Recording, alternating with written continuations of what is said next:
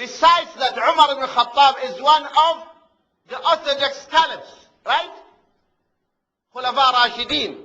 And the Prophet ﷺ said, عليكم بسنتي وسنة الخلفاء الراشدين من بعد المهديين من بعد عضوا عليها بالنواجذ. It is a sunnah of an orthodox caliph. So that cannot be used as a basis for those people who say it is a good bid'ah.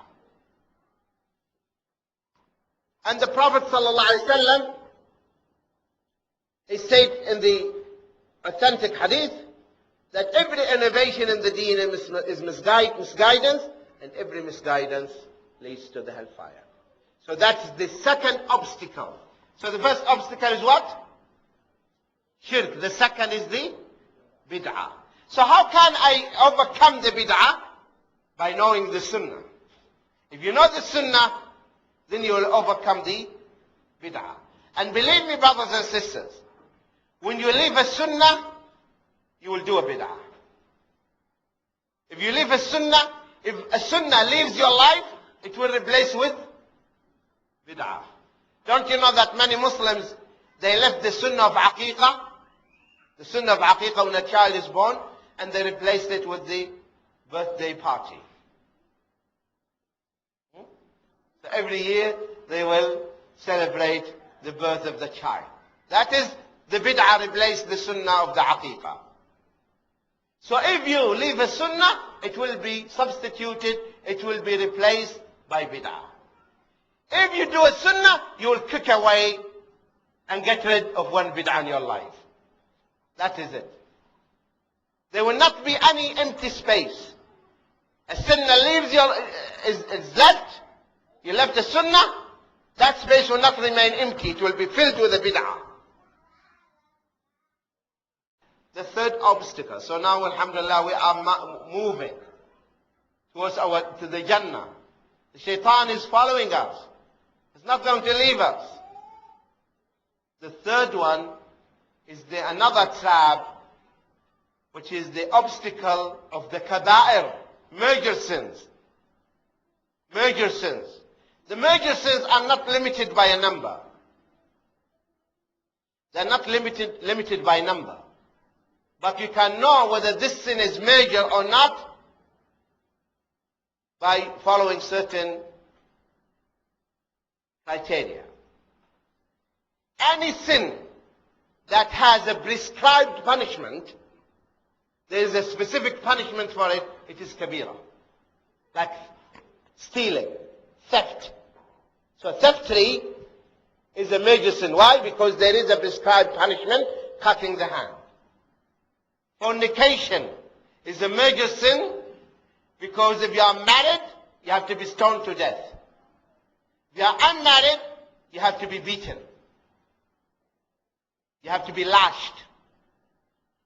Okay?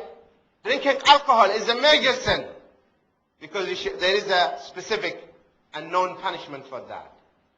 Murder is a major sin because the murderer has to be killed. So any sin that has a prescribed punishment, it is a major sin.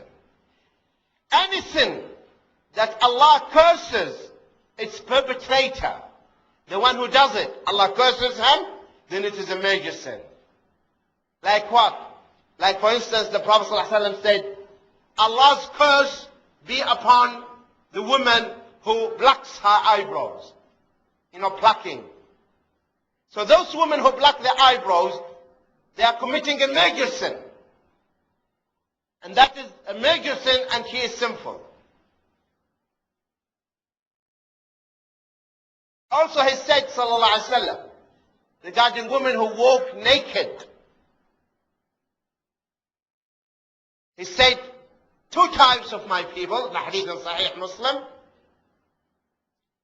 I haven't seen them. They will come after me.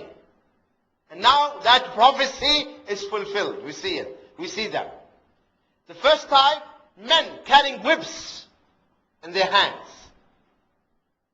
Like the tails of the cows, the whips. They beat the people. See? So now we know. the police, they carry whips in their hands. They beat the people. They will come. And the second time, he said, women dressed yet naked. They are wearing things, but they are naked. Either it is tight, where you can see everything, or it is transparent, or nothing at all. Right? They will come. What will happen to them? He said, and he said regarding the women, their style, their hairstyle, the way they make their hair, like the humps of the camels. She would put her hair and on top of her head, just it will look like the camel. This is the fashion. Or some women they call it the bun. Okay? Their hairstyle like the humps of the camels. What will happen to them? What will be their reward? They will not enter the Jannah. And they will not smell its fragrance.